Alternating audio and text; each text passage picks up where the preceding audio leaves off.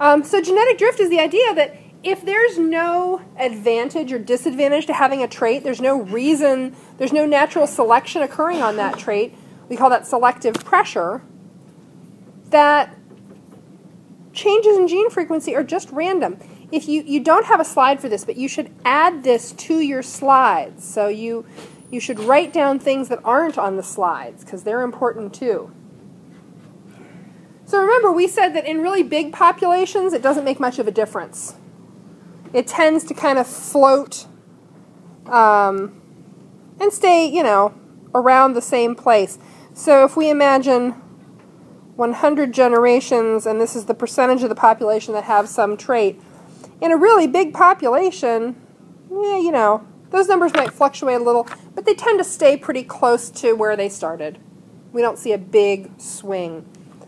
But if we look at a medium-sized population, we start to see, if we run a bunch of simulations of that population, we start to see a lot more wild swings. And if we get to a little teeny tiny population, like 10 individuals, we can see a trait go completely extinct just due to random chance.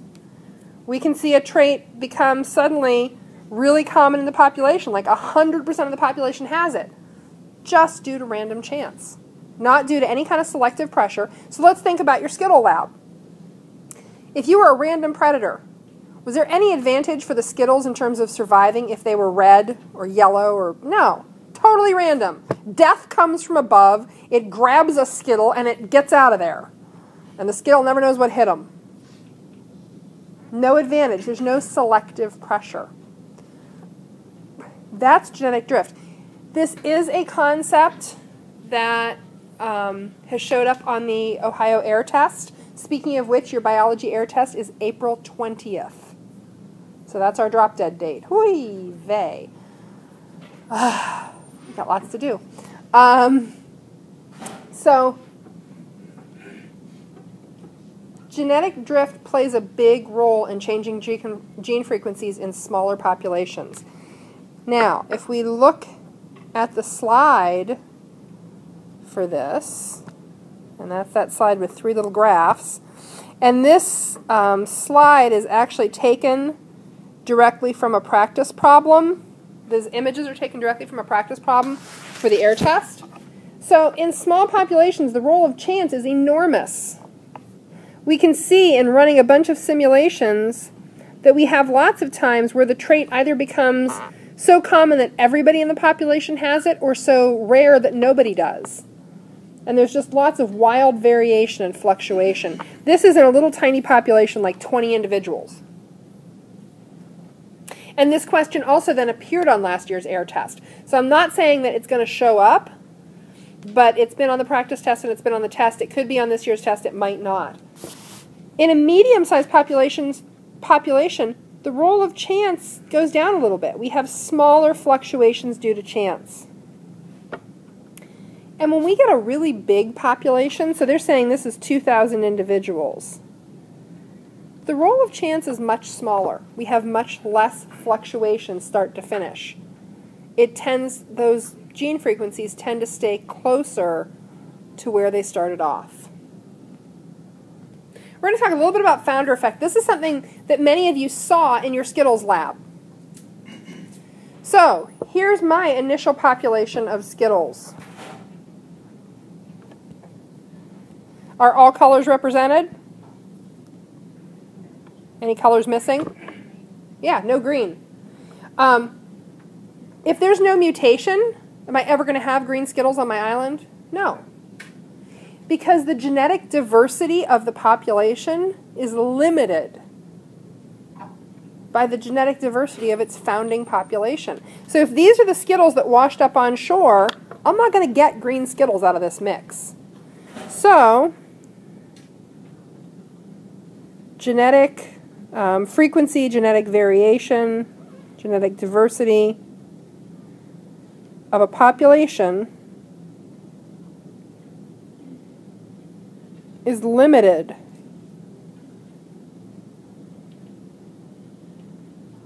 by the variation of its founders.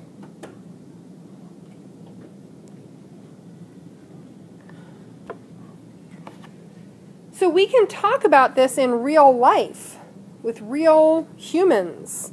And islands are fantastic for biological studies because they're these limited sort of audiences.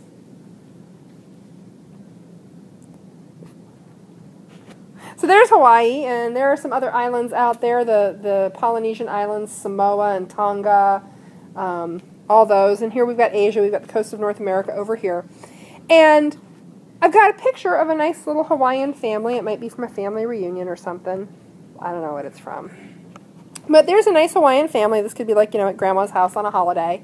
And I've got another nice little picture of some Hawaiian, they look like maybe high school or college students to me, and they're actually wearing leis, the flower necklaces. You see any blondes in that group?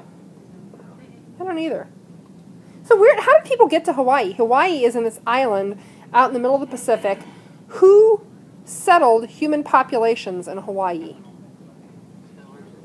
Settlers? Where did the first humans, these are volcanic islands. The islands didn't even always exist. So where did humans come from to get to Hawaii? Oh wait, I have an answer for that. And this is crazy stuff. This is like seriously crazy stuff. So who here has been in a boat of any sort? Anything that floats? Okay. So we're talking about like 1,000 miles. The people who settled Hawaii paddled canoes from these islands to Hawaii. Now, these are not the kind of canoes you and I have seen. These are like 60-foot canoes. These are outrigger canoes. They're enormous. They are ocean-faring canoes. But they are human-powered. Some of them do have sails. There are outriggers with sails. So the people from all these little islands founded the population of Hawaii, but where did those people come from? Asia. Yeah. So you have gradual movement from the Asian coasts out into Indonesia, Polynesia. Okay, why does this matter? So, no blondies in this bunch, huh? Well, if these folks are mostly native Hawaiian, their ancestors came from places like Samoa. And I've got a Samoan who you might know. So we've got our little family reunion picture up here.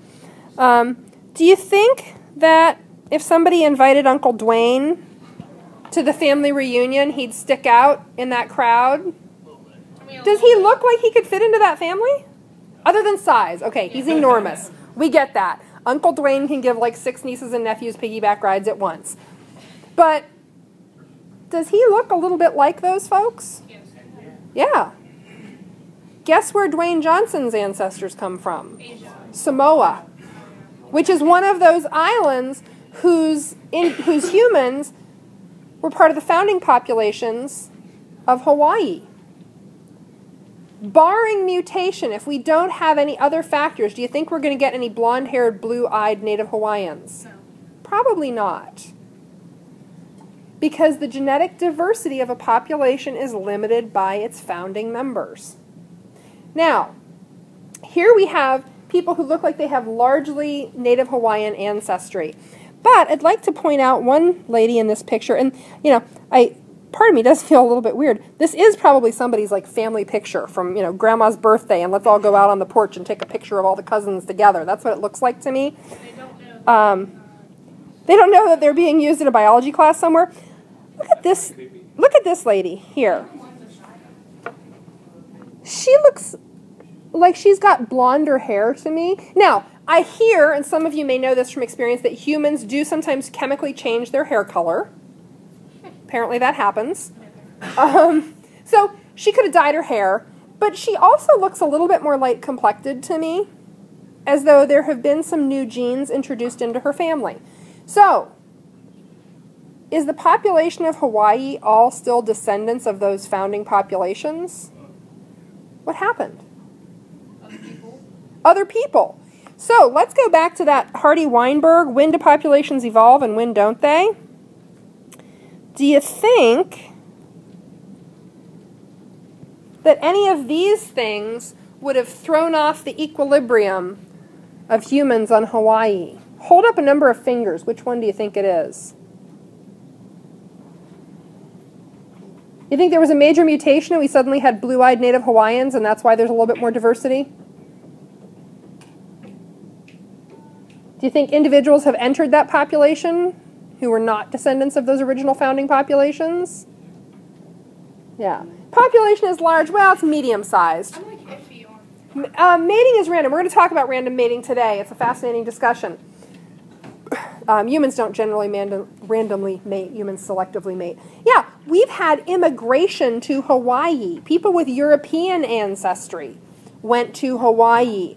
People with Japanese ancestry. There are a lot of Japanese individuals who own land in Hawaii. A lot of people from Asia have traveled to Hawaii and settled there.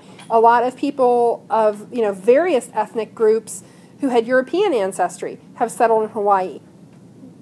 The diversity was constrained by the original founding population, and we've added to the genetic diversity of the population through immigration. Founder effect is interesting stuff. It's easy to study on islands because it's easy to isolate founding populations very often. So we can think about this with any species you want. You can think about it with, has anybody here ever stocked a pond with fish? Okay. So when you have a brand newly constructed pond and there are no fish in it, there's no living things in it, it's a brand new community, you have the opportunity to introduce a founding population. I used to work for Soil and Water Conservation District for years, and we would have the fish sale. And people would come and they would buy their fish, and they would take their fish back to their pond, and there was a whole protocol for leave the bag open for so many hours, mix in, half a gallon of pond water for every gallon of blah, blah, blah, blah, blah, to get the fish used to the pond water, and then dump those puppies. If no other fish ever entered your pond and all you stocked it with was bluegill and bass, are you ever going to get carp? No. Your genetic diversity is constrained by your founding population, unless you somehow introduce new individuals, new genetic diversity. So it's an interesting problem in wildlife management, actually. Okay, so now we're going to talk about the next thing that knocks out equilibrium. Oh, come on. There we go. And this is everybody's favorite. So, some of you have probably been on dates in your life. Some of you haven't been on dates. All of you will probably, at some point in your lives, have somebody to whom you are romantically attracted, you're romantically interested in them. You think they're cool. You'd like to spend a lot of time with them. Aw, look at them.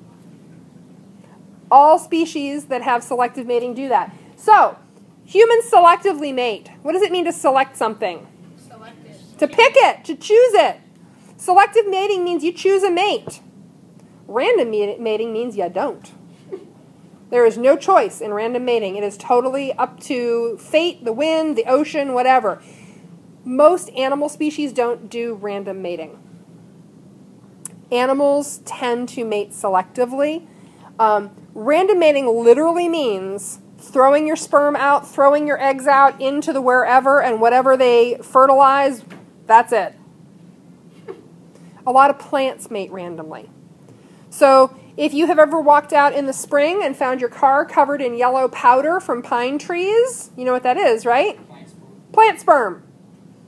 Because the pine trees just release clouds of sperm out into the air. Where it travels, who knows? Which female pine flowers, which pine cones get fertilized by that sperm, who knows? In some areas where there are big, big pine forests, you can actually see a haze over the forest in the spring when all the trees are releasing their sperm. And it's just a cloud of sperm hanging over the pine trees. I didn't even know if they had Yeah, of course. Sperm is just a male gamete. So most animals manufacture sperm in one way or another. Many plants, whatever is the male reproductive cell is essentially sperm. So, yeah. Corals live in the ocean. And you can see right here we've got this piece of coral with this little cloud, this whiff of smoke coming up from it, that's sperm and eggs. Most corals contain both sexes in one organism, so they're both male and female. And so a single coral can release both sperm and eggs. Now, hopefully they don't fertilize themselves, because then you're limiting your genetic diversity. But they go out into the ocean currents, and they all get mixed up. And some sperm find an egg, some don't. Some just wash away out into the ocean. If you've swum in the ocean, yes, you've swum in coral sperm. Yes, sir? Did you see the recent picture of the coral reef? No. Oh my goodness, it's like they said, like almost 80% of it's dead. The Great Coral Reef? Great Barrier Reef? Yeah, they're having a rough time. Ocean chemistry is changing.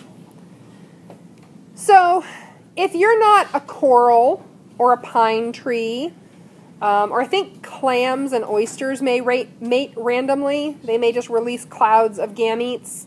Gametes refers to both eggs and sperm. Those are both gametes. Then there's some criteria that you're using to select mates.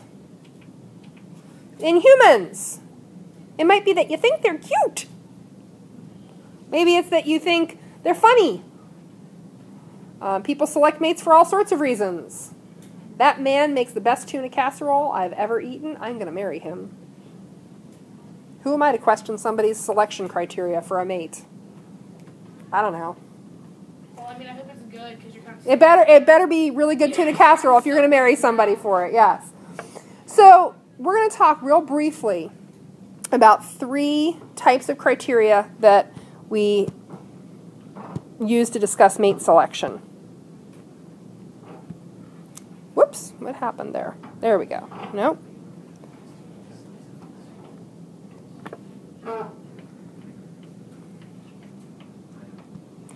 Okay, in nature, most species do select their mates.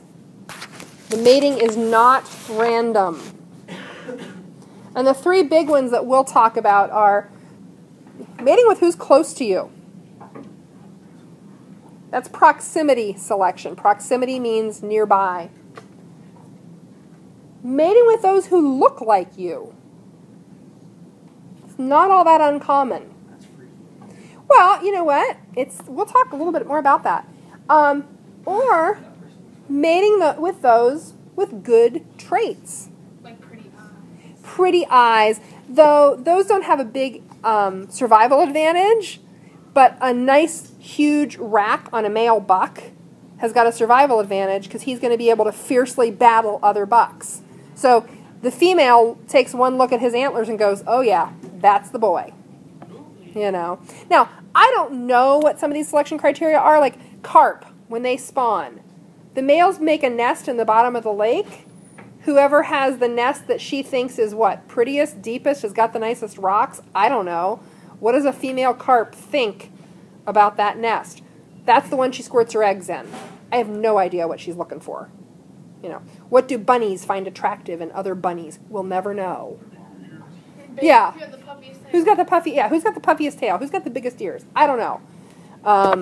You know, what does a female sage grouse look for in a mate? Who knows? Interestingly enough, in most species, the males do the display and the females get to pick. There are species in which it works, I can't think of one off the top of my head. There's probably one in which it works the other way. But most of the common examples are males displaying and females selecting. So, or males like building something cool, like there are birds that build these elaborate nests and then they sort of show them off like real estate agents. And the girl, which one? Oh yeah, it does like a dance. Yeah, they do crazy stuff. If it doesn't do a nice job, yes. Okay, so and eat the male. Yes, yes. Well, and why? Why does he submit to that? His genes are getting passed on, and the nutrients in his body are ensuring his offspring. Basically, she's going to process those nutrients and put them into the egg pack. And it enhances the chances for his offspring to survive. Now, is he consciously thinking any of that? No, he doesn't have a brain. He's got a little tiny clump of nerves up behind the eyes. It's not a brain. He's not thinking about it. But males who were eaten are the ones who passed on their genes. Take one for the team. Okay, so let's talk about some examples here. I know a couple, actually, who describe being best friends all through elementary school. By 7th grade, they were dating, whatever that means when you're 12. They were going together. And they've been married for 30 years, I think. They've got 3 adult kids. Which one is that? They went to school together. They grew up in the same neighborhood. The first one. Yeah. It's proximity mating. You've known them your whole life. They're around. They're convenient. I mean, I think there's a little bit more to it than that. They've got 30 years and 3 kids under their belt. You don't manage that on convenience alone. But proximity selection is a real force in mating. A rabbit from Columbiana County, Ohio, a rabbit from the woods across the street is probably not going to mate with a bunny from Mahoning County. It's just a little far to travel. There is no internet dating for rabbits, So humans have probably decreased their proximity mating. We're more mobile as a society than we used to be. We talked about the fact that in rural areas and in the Midwest, we tend to not stray as far from home. We tend to stay closer. But we still have a lot of proximity selection. Some of your parents may have gone to school together, grown up in the same neighborhoods. That's proximity selection. And it happens in wildlife, too. So mating with those that look like you. Have you ever seen a couple who could just as easily be siblings as boyfriend and girlfriend? Yes. One of my best friends in college dated a guy who was one of 9 kids, big family, and it was a big Italian family. They were all dark-haired, dark-eyed. She's not Italian, but she had dark hair. And they used to joke that, she'd just blend in. The parents would never know. When you've got 9 kids, you don't count heads at the dinner table. If there's an extra, you're never going to notice. And people would mistake her for being one of his siblings. Because people knew he had a bunch of sisters. Like, oh, I know Nick's got, 5 sisters. Is this your sister? No, it's my girlfriend. Sorry. But in some species, and in humans, actually there's some good psychological science behind mate selection and choosing mates that look like the people who raised you. So, they've done experiments with geese, painting geese, like red and blue. So if you paint geese red, and you paint their babies red, when those baby painted red geese grow up, they prefer red goose mates. You paint geese blue and you paint their offspring blue. When they grow up, they look for blue geese mates. Now, interestingly enough, if you paint the parents red and you paint the baby blue, when that blue baby goose grows up, it looks for red mates.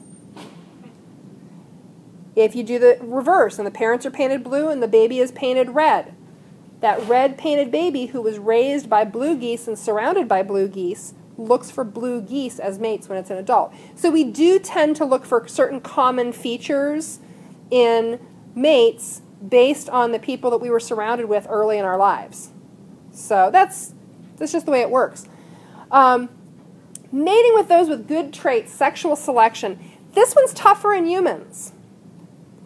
Because our good traits, our traits that ensure success, aren't as obvious.